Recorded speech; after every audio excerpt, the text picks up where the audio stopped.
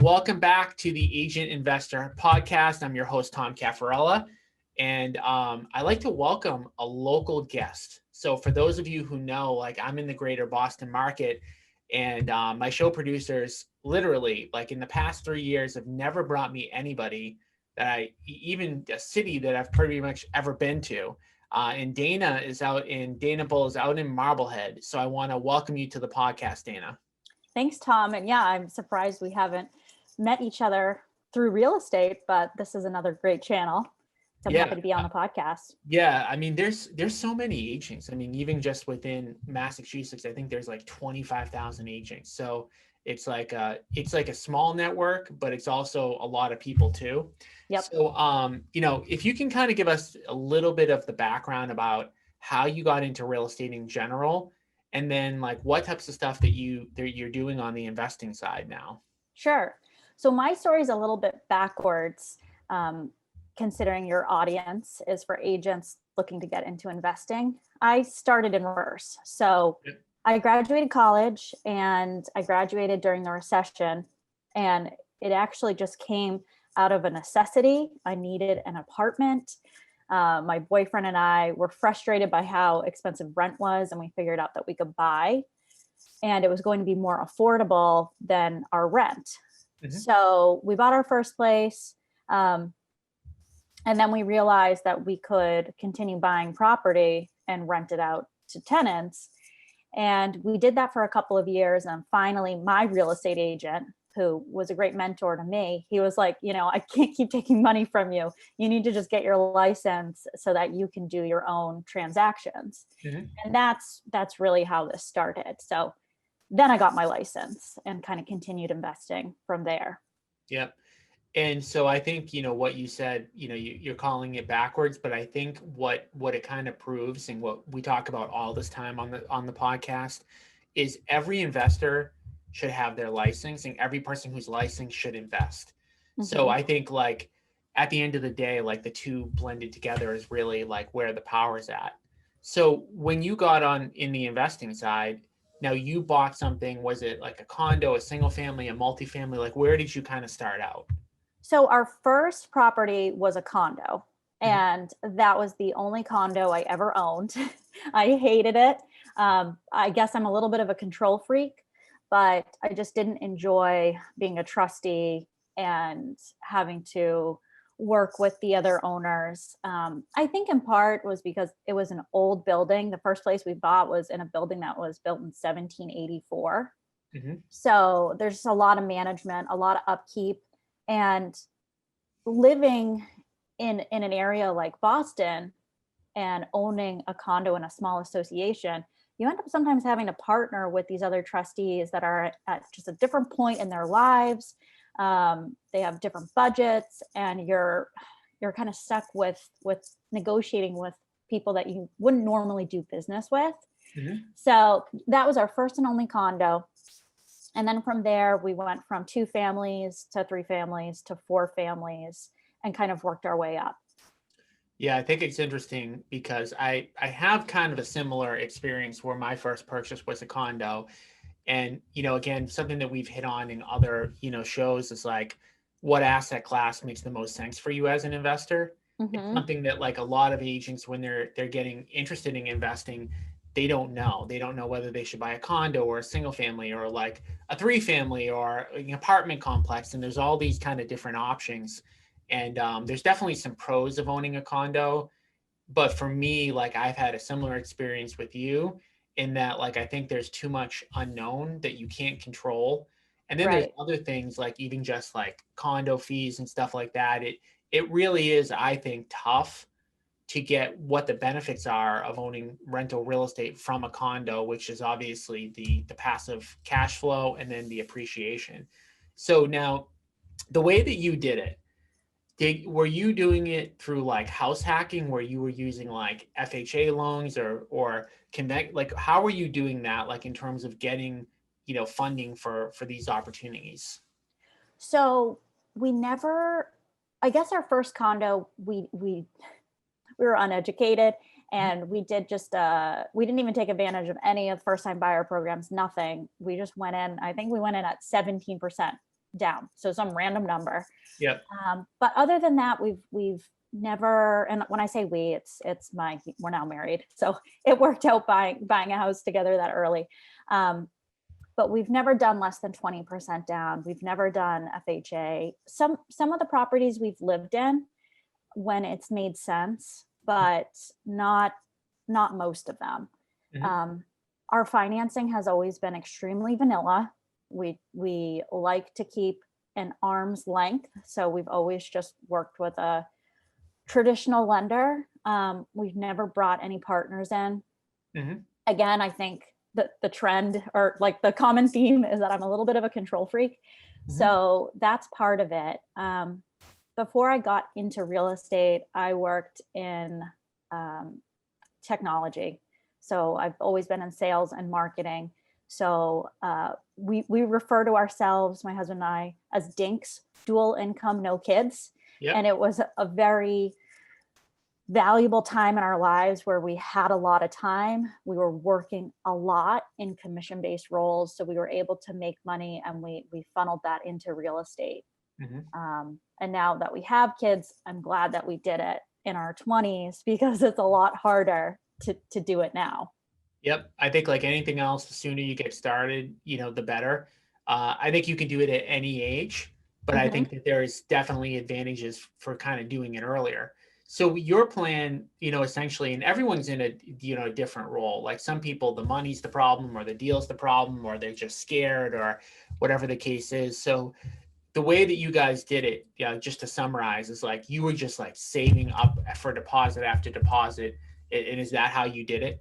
Yeah, and we really lived like Spartans at that time. It, like I said, it was the tail end of the last recession. So I feel like everybody was pretty budget conscious then, and we had just graduated, so none of our friends had any money either. So it wasn't like we were living lavishly.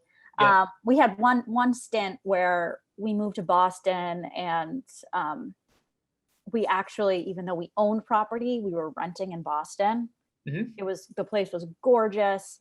Um, and it was a great 9 month stint, but then we were like, no, we really need to reel it in, and we need to put together a business plan and focus back on our goals, because it's so easy to kind of, lifestyle inflation and fall off the rails with it. But Mhm. yeah, I mean, for the most part, always just kind of living below our means and being very thoughtful about what we're doing and what our plan is. So you mentioned going from like, and maybe I'm gonna screw this up, but was it condo to single to two to three to four? Was it exact? Something. So what was it? It was condo to renting. Yep, That's when we were in Boston. I get it. But while we were renting, we bought a couple of multifamilies, and then we also moved into a three family. So yeah, we've moved a lot. I think that's part of it when you're um, that was part of it also. When we didn't have kids, it was easy to just, oh, let's buy a place and we'll move into it. Yep. And then we can do it again. So having that agility and having that flexibility was huge in the beginning. So that's a way that sometimes people talk about it. Like they move in. Like, what's the benefit that you saw of like buying and living in the property that you ended up, moving out of? Like for you, like what was the benefit there? So it was where we wanted to live. So for instance, we own property in Boston, and at the time, both my husband and I were traveling. Mhm. So being close to Logan Airport was huge. Um, but I think while we were going through some renovations, it was nice to be on premises. So just being close to uh, meet with contractors and that sort of thing.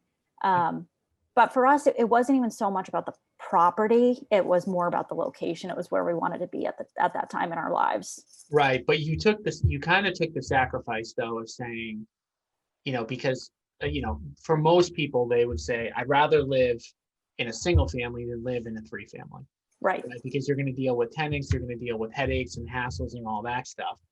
So Yeah. I think like the theme that we've seen so far with everything that you've basically done has been sacrifice. Like you've lived below your means, sacrifice.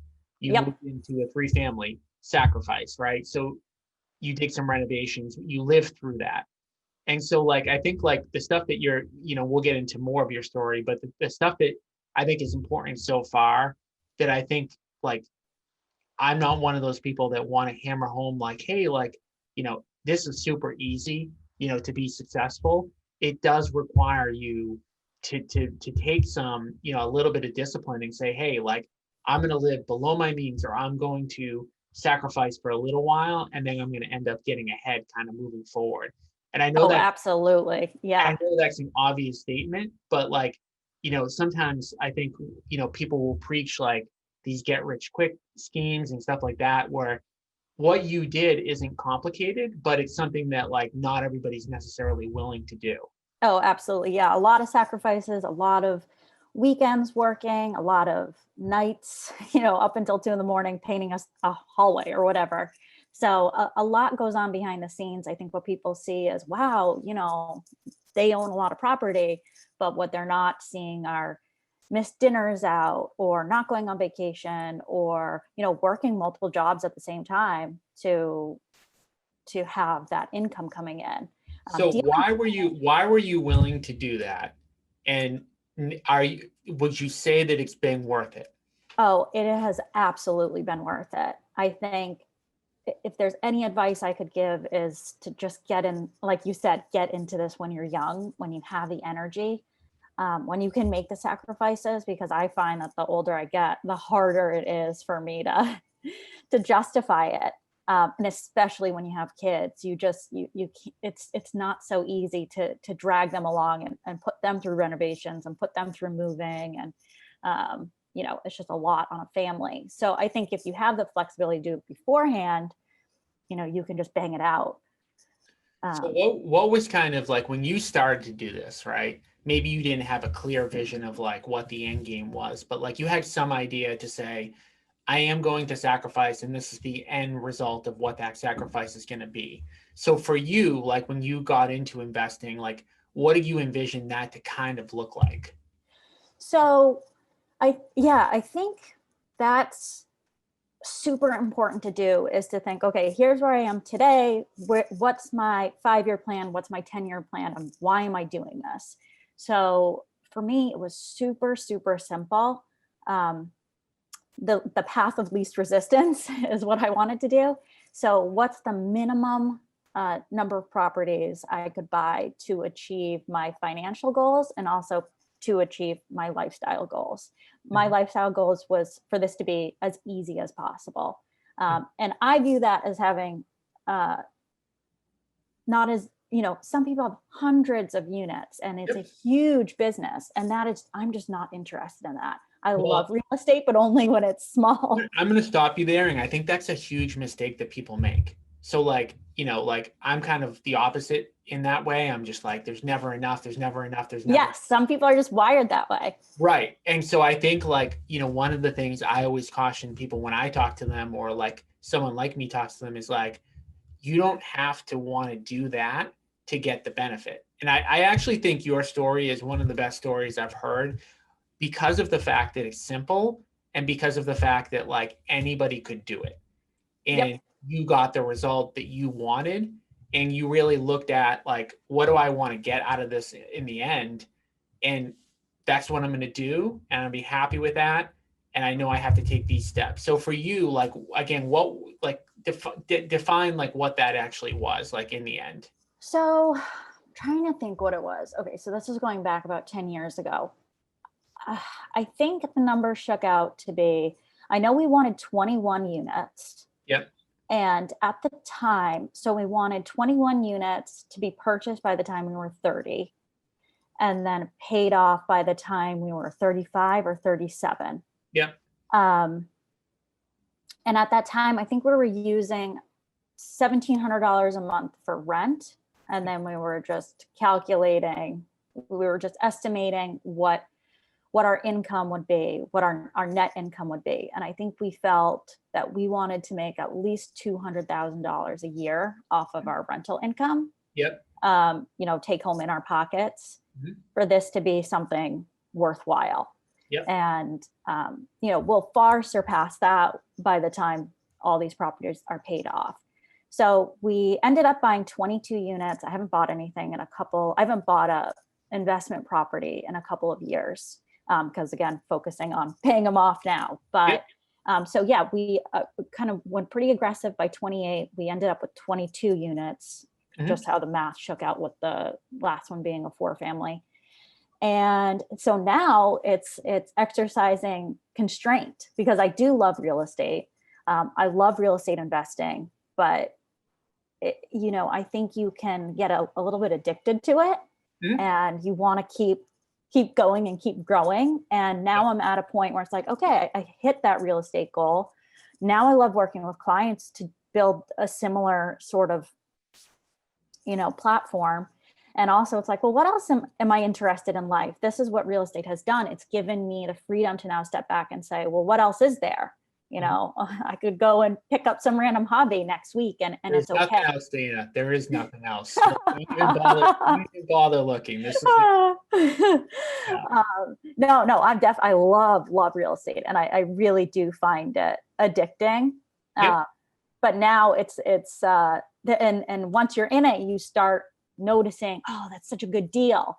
And now I have to channel that to, oh, wait, somebody else should buy that because I'm done. Yeah, I love it. No, I think it's great. I think, a few things that you said in there that I think are worth pointing out. It essentially was a 10-year plan.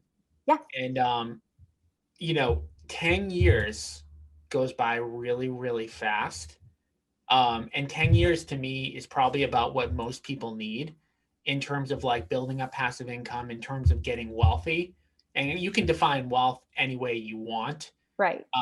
Some people would say, hey, like if I'm, worth 7 figures, I'm wealthy. Some people, it's 2 million, 3 million, 4 million, but whatever that number is for you, like it's hard to have it happen in like 1 or 2 or 3 years. And the thing I'm kind of picturing in my head is that image of like the person in a cave, kind of like trying to get with like a pick, trying to get to the end, and they're so close and then they stop.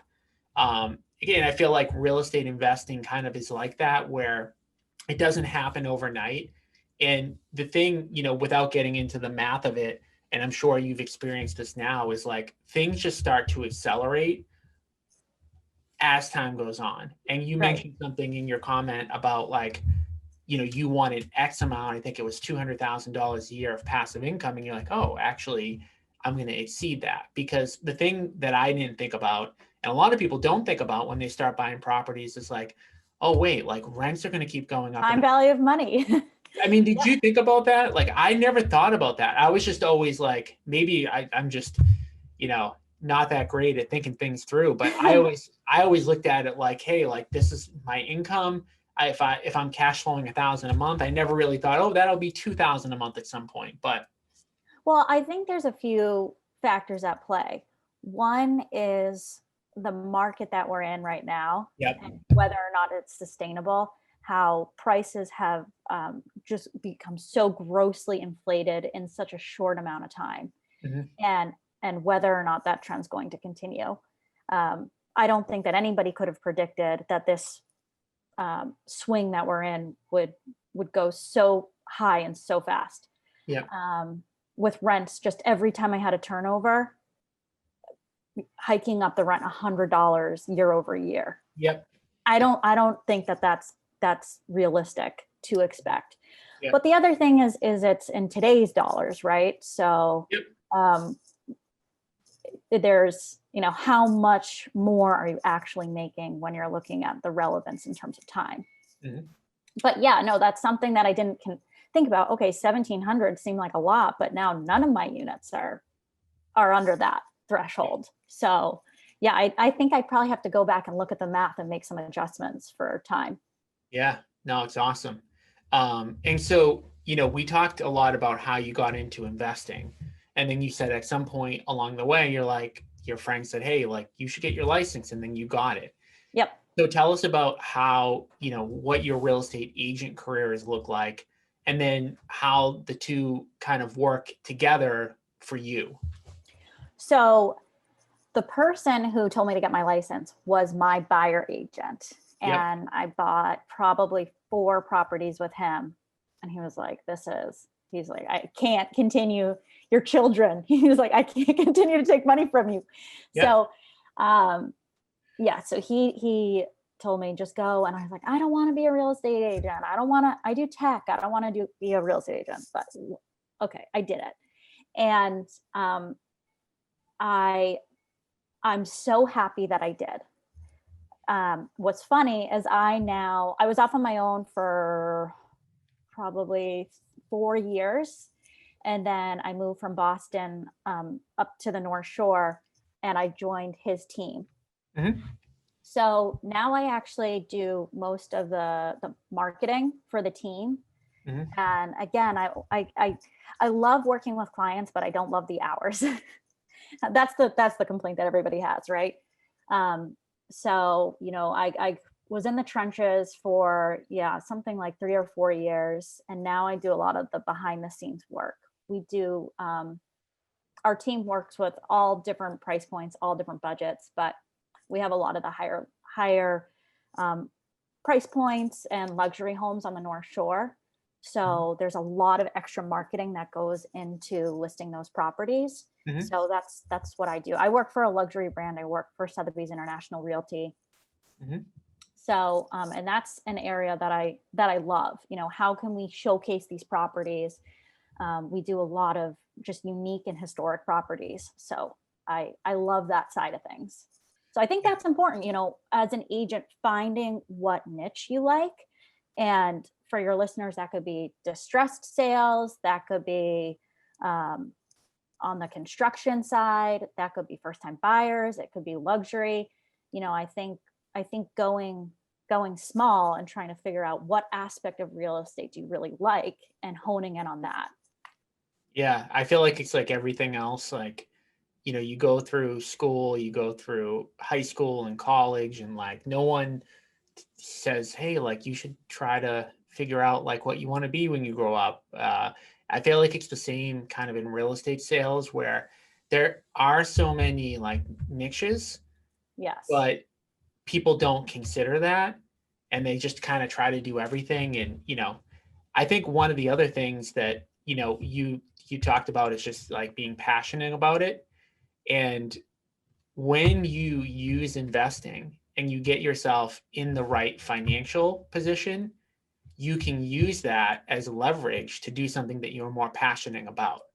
Now, Absolutely. I don't know the answer to this question, but my guess is that if you ran around trying to just service a bunch of clients and being an agent and you just went, totally out, my guess is you'd probably make more income. Oh, absolutely. Yeah. So I think that's such an important thing because you talked about like passions outside of real estate, but now you're talking about a passion within real estate. And that's the type of stuff that happens when you use investing because you get to a point where you're like, I mean, it can be as simple as like, hey, I could be making six figures as an agent or $60,000 or $50,000 doing something I'm passionate about. Now, if you don't get yourself in a great financial position, if you don't use investing, you can't even afford to take that gap.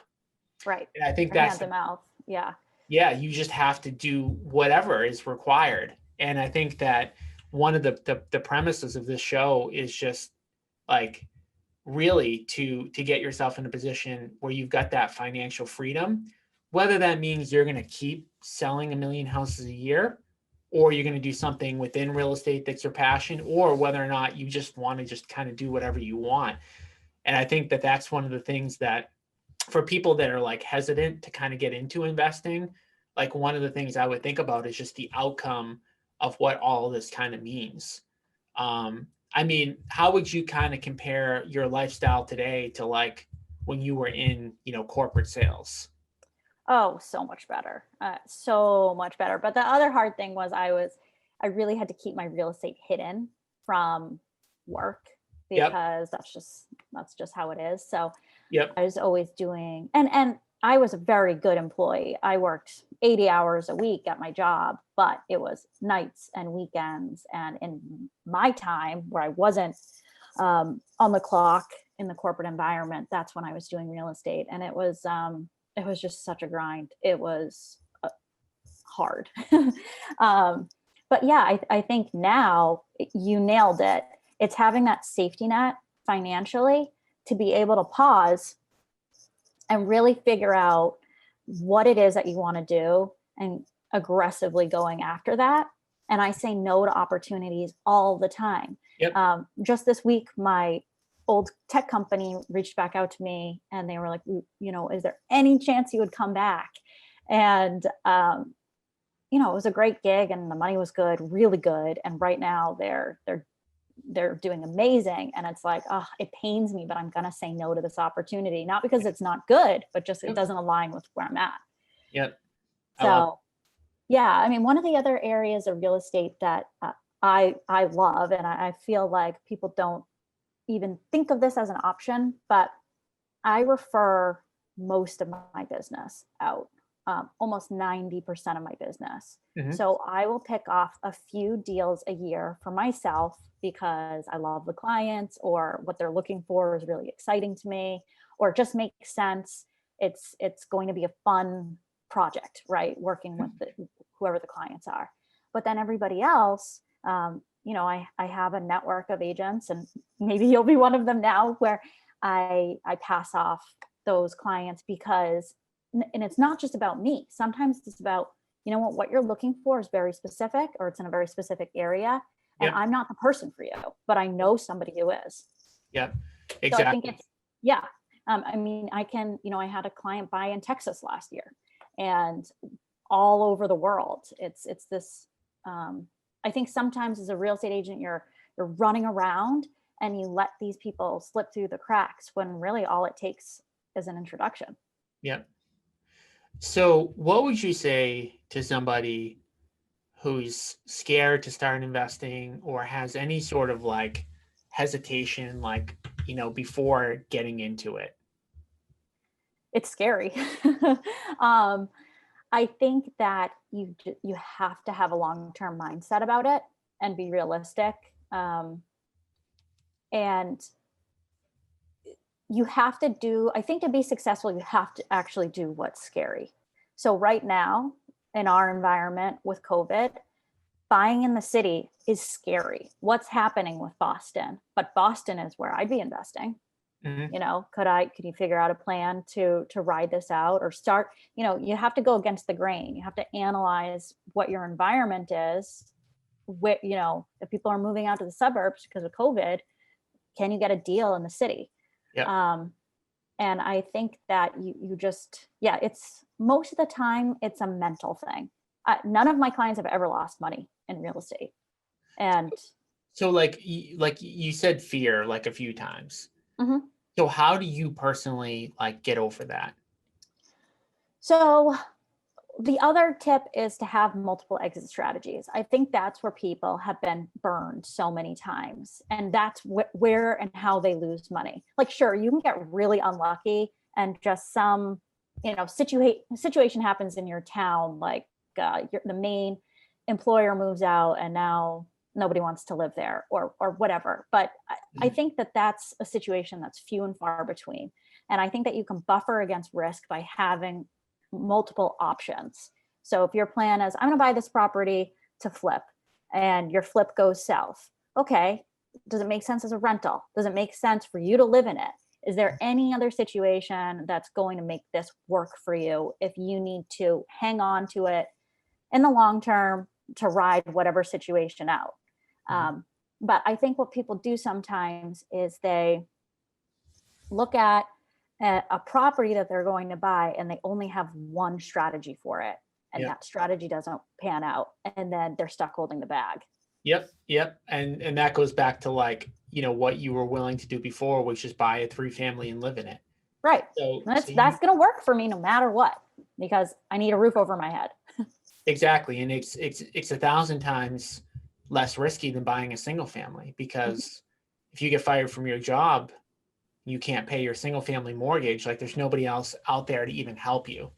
Right. So I think what you said is important, which is for someone who's scared, look into all of the different avenues, and really there's no such thing as no risk in life for anything. No. but you can get yourself into a position where the risk is a lot lower by utilizing some of those various exit strategies. Um, Right. so well, I want to thank you for coming on today. It was awesome. I love the story because I get so many people who are like, yeah, I've got 20 units. I want to get to 2,000 in the next Like, 4 why? years. And You're crazy. yeah, No, but yeah. actually, I want to hear more about your story because that kind of is your thing, right? For me, Yes. I mean, my story is like I just mentioned to you, is just that there is no limit for me. So like, I know in reality there's got to be some like inner peace, but that doesn't exist for me. So I mean, my story is I kind of got into real estate the same way that you did, which is that I was an investor first, and got my real estate license because I saw kind of all the benefits of doing so. Always wanted to own multifamily. Like that was the first thing in my head. My grandfather came here from Italy with a third grade education, bought a bunch of rental real estate in like Somerville, East Boston, Revere, which is like the area that I grew up.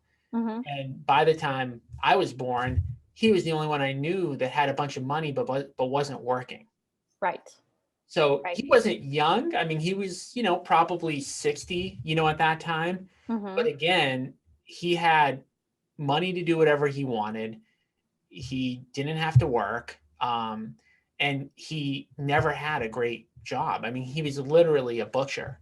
Yeah. So, he invested in real estate. He didn't really know any better. I don't even think he knew what he was doing. But it worked out. Yeah, I think I mean, not that he didn't have any idea, but he just said, "Oh, well, if I buy this 6 family in Revere, I'll make an extra $200 a month." So that makes sense to me, not knowing like what the long-term ramifications of it were. So I always wanted to get into real estate because of him, and to be financially free. And so I started investing in the bottom of the market, 2009, 2010, which to me is like the best time to get in if you can. Mm-hmm. Um, and just started flipping houses, started to accumulate rentals. And then, over the course of time, it built out a 330 person real estate brokerage in Wakefield. And, like I said, for me, like maybe at some point I'll get that inner peace, but for me, it's just, I love it. So the thing about me is that I don't have other hobbies and I don't really want other hobbies. So, At least you're honest. and, maybe that's not healthy. I mean, we could get into a therapy session on it, but like, this is how I feel. When I got out of college, I was a CPA, Mm-hmm. worked for a big accounting firm, hated it. Okay. I So mean, I look at it's awful. I can't imagine. So like I look at what I do now every day and I'm like, I don't do anything hard and I also like what I do. Right. So for me it's just like, how do I continue to build? How do I train other people to kind of do some of the stuff? And that's where it goes back to like the podcast and me just kind of looking, I look around at a lot of agents and I see them, doing well selling houses, but they don't stop for a second and say, hey, like, what if I just bought one of these a year? And like your plan, I love. Another plan that I heard from another guest, this is going a while back, is he had a 15-year plan. His goal was to buy one single family a year. He was in Wyoming, I think, somewhere like way far out west. And he said, I want to buy one a year, 15-year note, and every year after the 15th year, they'll be paid off. Mm-hmm. And I was thinking about that, and I was like, I love that plan because I like love that. anybody can, Sustainable. very attainable, anybody can do it. He doesn't need to be like getting crazy deals off market. He doesn't need to do anything totally off. You don't have to like be a master in order to do that. And I was like, wow, that's a really interesting plan. So like for me, like where I like doing is like helping somebody not necessarily do it, but open their mind to say like, oh, it only takes that to be financially free, and just helping people kind of do that. So that's like the 3 minute kind of nutshell of my story. But So yeah, is Cameron Real Estate your brokerage that you started? yep, it's my brokerage that I started. So I started Cameron probably officially now maybe 5 years ago, something in that vicinity, and just started it small, and just had a person here, a person there. I never really thought I would grow out a brokerage. That was definitely not the plan. But I kept kind of making improvements, like I just, again, getting back into the nature of like how I work. Like, I like this stuff, so I spend time on it. So I'm like, oh, this isn't that good, so let me make that better. And Right. just like I kind of look at the brokerage almost like a product. Like, we came out with the iPod, or the iPhone 1, whatever, 4 or 5 years ago, and it was good. It was fine. It worked, decently well, and but something wasn't good. The user or the agent said, "Oh, this it'd be better if you had this or that," and just like trying to make continuous improvement on it. Nothing like revolutionary, but just trying to fix every problem and just make it better for people that are here.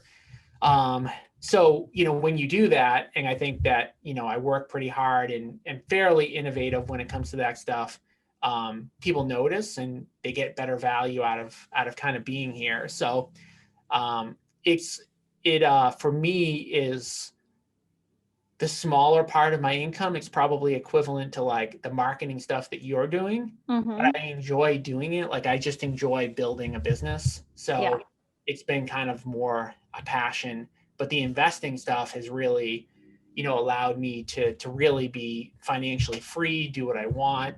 And really that's what I would tell anybody. Like it's going to end up, if you start going with it, it's going to exceed, whatever you make, um, like on a yearly basis, because it compounds. Like you Right. had mentioned in the beginning, like rents are going to go up, your appreciation is going to go up, your house is going to get, your mortgage is going to get paid down. And like you can run as fast as you can as a salesperson, as an employee.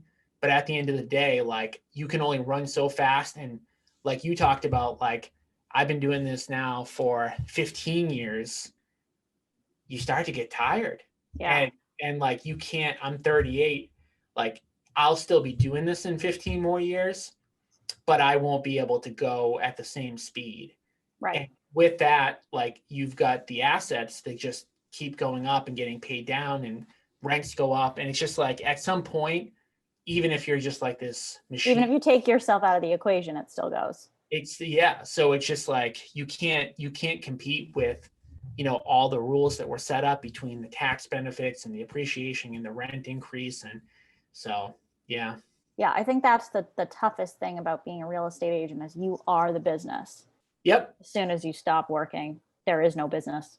And that's the problem. And it's like you mentioned, like taking on clients that you might not want to work with, or going to locations, or just the fact that nights and weekends always forever for the rest of your life. And yeah, so I think that that's something that, like, when you're in year one of your real estate career, you're like, I don't mind, I'll go anywhere, I'll do anything. And then as time goes on, it's like, oh, like I've got I to don't do. want to miss out on that wedding. Yeah, you won't. I mean, it's tough. So Yeah. yeah, but yeah, I want to thank you for coming on and sharing your story. And it's a great one, and I appreciate you taking the time, and it's definitely nice to have somebody local on. So Yeah. thank you very much. Yeah, you're welcome. No, I've seen your signs, over the years, over the place. I'm like, what? Yeah. So is do you guys really specialize in multifamilies, or what would you say is your niche? Or So like me personally investing, no, your business, your Cameron real estate. well, so the brokerage is just whatever the agents are doing themselves. Yeah.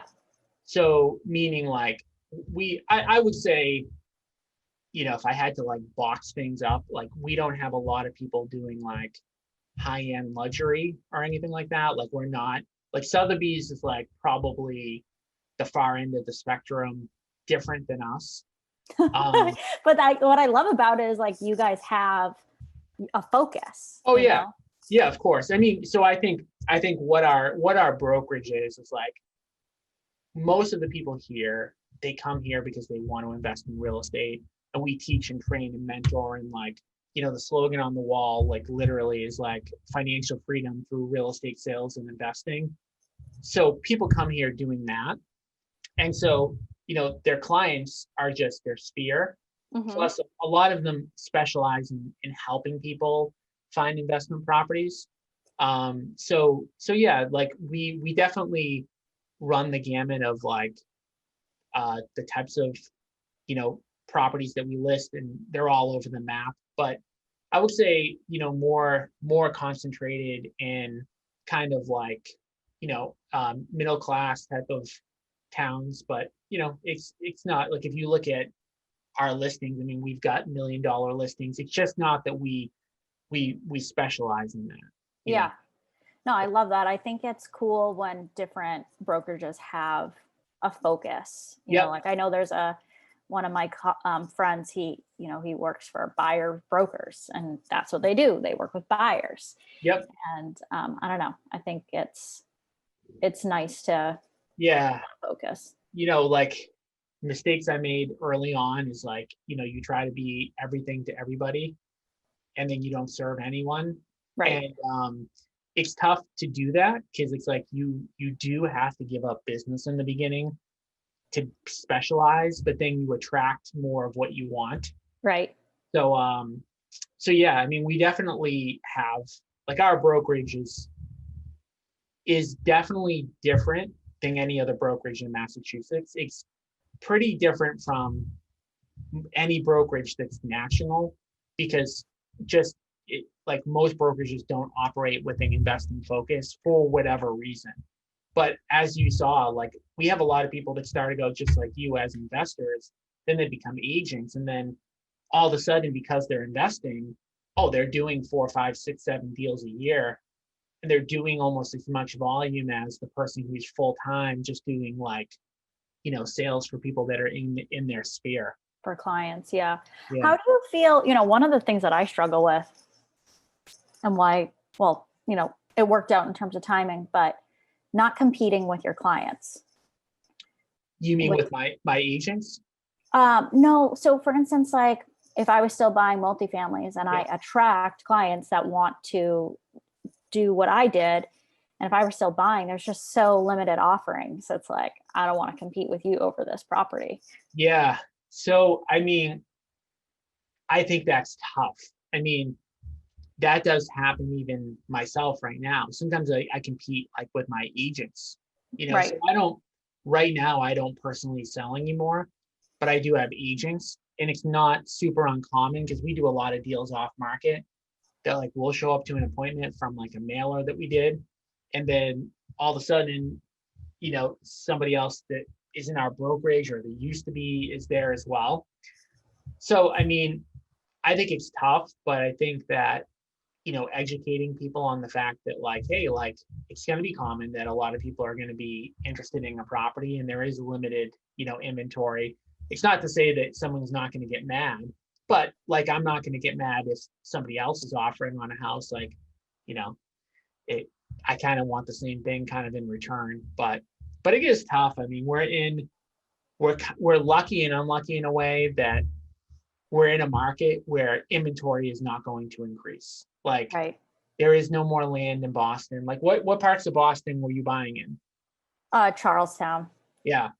So Yeah. like, I mean, It's only 1 square mile. It's like the definition of not getting any bigger. yep. I mean, there's just Yeah. no, I mean, I don't know if there's even like 4 pieces of land in Charlestown that are buildable, but like whatever it is, it's almost nothing. Yeah. And so like, it's just, unless people just decide that they don't want to live in Boston anymore, then it's going to be hard to like compete. Um, Right. so I mean, what years were you buying in Charlestown? 2016, no, 2015. Yeah.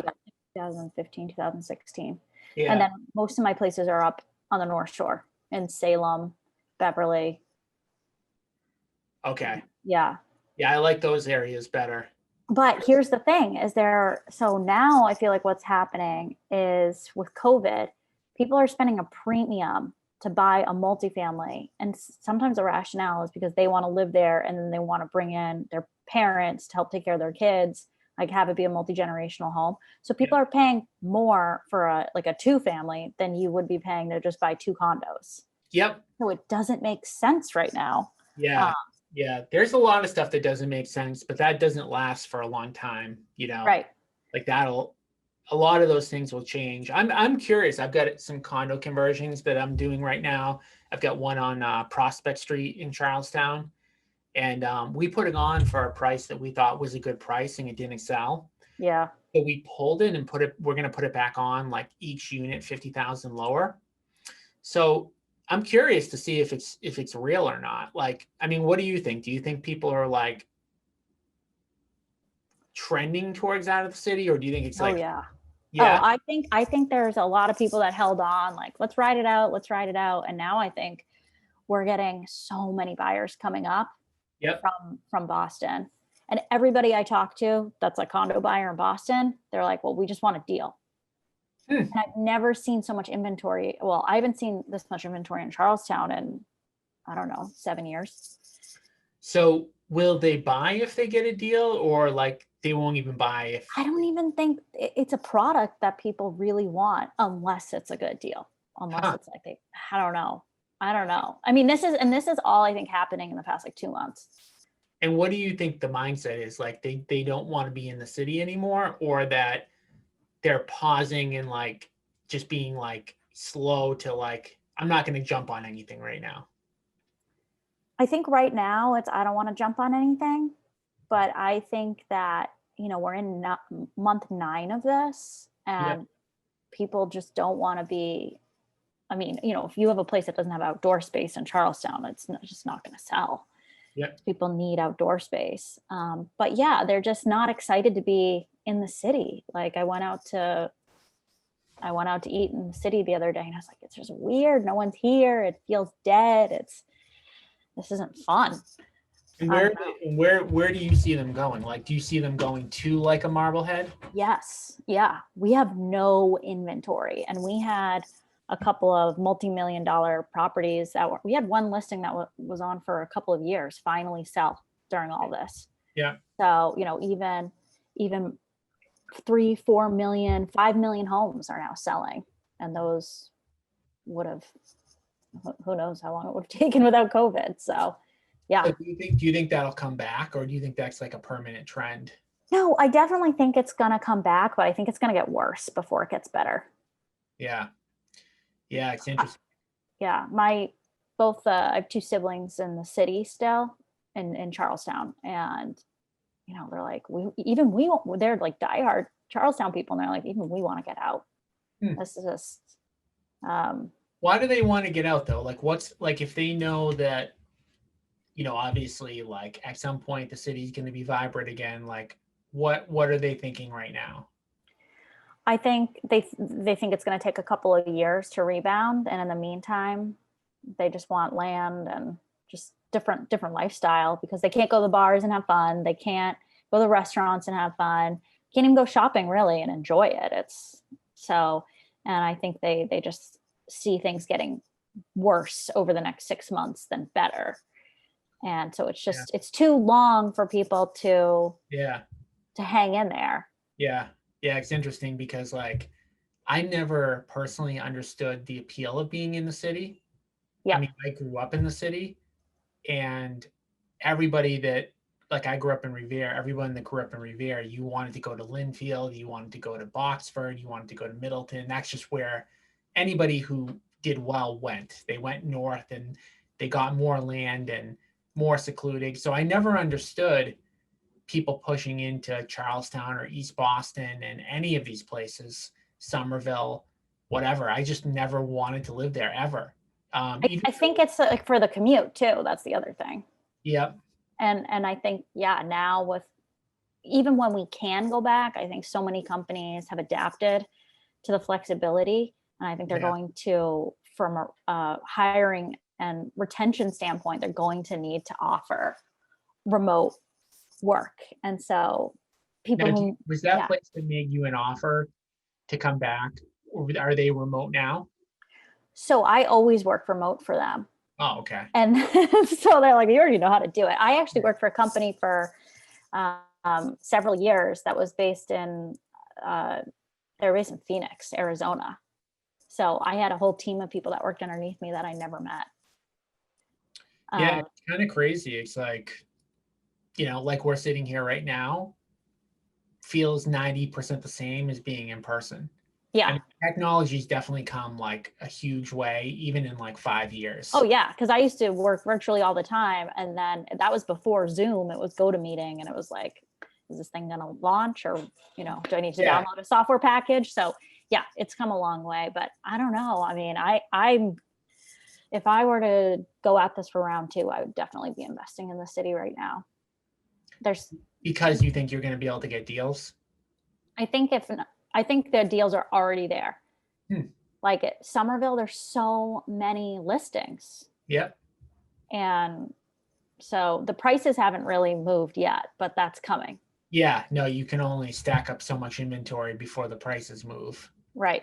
Yeah, it's So, crazy. Like, I mean, I have, like, I'm seeing, like, for me, it's kind of like evening out because I do a lot of flips, and like the single family in like Lynn that was supposed to sell for 375 is selling for 425.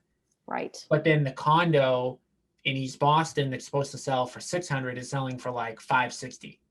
Right. So I'm kind of like it almost doesn't matter to me. It's just like interesting to see like how things have Are definitely. shifting. Yeah. It's just your money is shifting around, but it's still coming out, as you forecasted, but because things are weighing out differently.